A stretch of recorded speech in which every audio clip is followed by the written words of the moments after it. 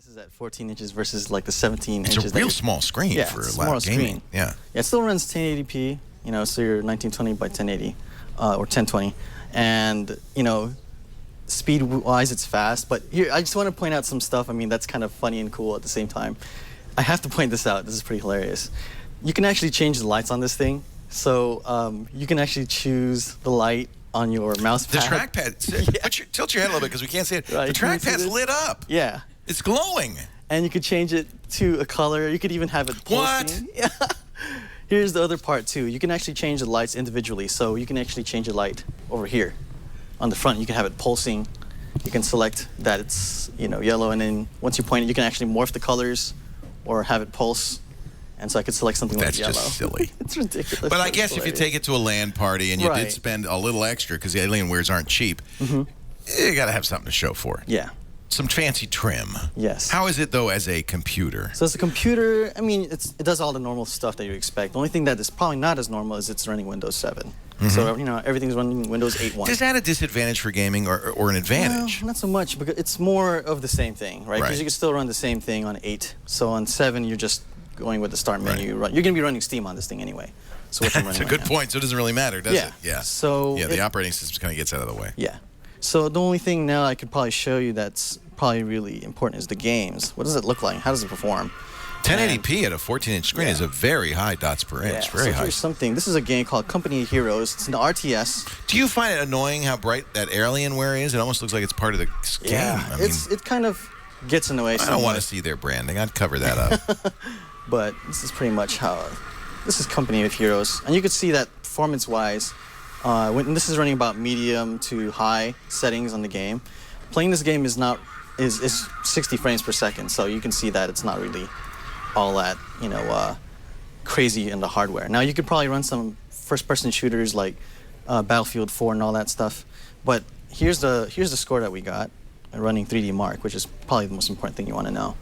So this right here ran about a 5947. So this is just a little bit higher than your typical gaming laptop. That's the orange bar Yeah, this is the there? orange bar here. So it's about 19% better than most gaming laptops that are out there running 3D Mark.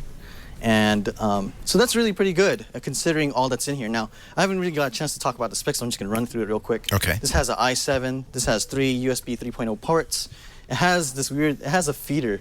It doesn't have like a drive where you can actually pop the drive out. It's a feeding drive where you, like, I have to show this. This is hilarious. What do you mean, a feeder? Like, this actually has a slot drive. Oh. So you actually... I haven't seen those in a while. Yeah, I haven't seen those in a while either. So you have to eject it through, you know... software. Through software, yeah.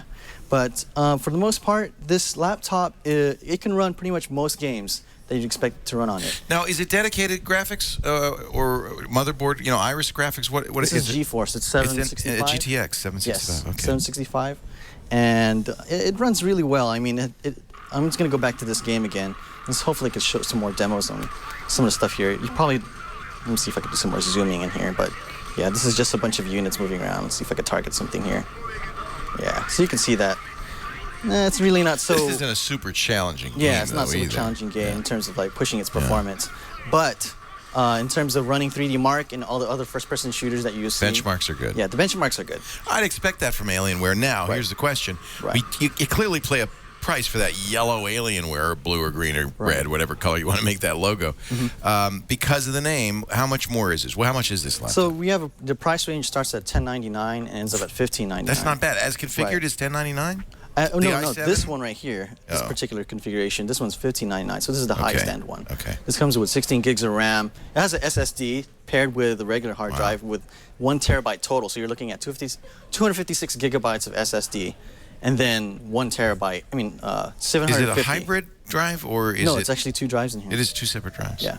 So that sounds pretty good. Let's get the pros and cons on the Alienware 14-inch gaming laptop. It has ludicrous speed. It's really fast. The lights are customizable, and it has tons of ports and amenities. On the con side, you're looking at a 14-inch screen, which you're typically seeing on 17 inches for gaming laptops, and it has a weird Blu-ray, feeder slot thing, and then the weight, obviously. Right. But other than that, it's a very solid laptop. And in the end, I would give this, just based on its price alone and the amenities that it provides. You can find out more about this fantastic offer by clicking the link in the description.